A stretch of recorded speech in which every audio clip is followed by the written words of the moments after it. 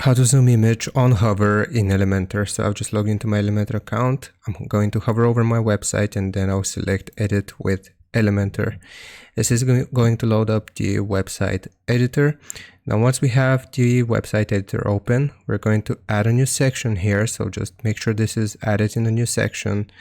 I'm going to select this first option for the structure, and then right here we're going to click on the plus sign and we will import our image. Now it's very important that this is set in a separate container. Now I'll choose my image here.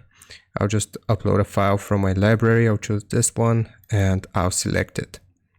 Now what we need to do is go into the advanced tab here, and for the CSS classes, type hover. Now the next step is scrolling down until we see custom CSS and paste the custom CSS which I will have added as a pen comment. Now if you set something else in your CSS ID, you want to change it right here, but if you have typed hover, just leave it as hover. Now if we hover over our image, you will be able to see that this automatically zooms it in. So we'll just click on publish, and if we view our website, it's going to automatically hover the image. So I hope this helps you out. Leave a like and sub, and I'll see you next time.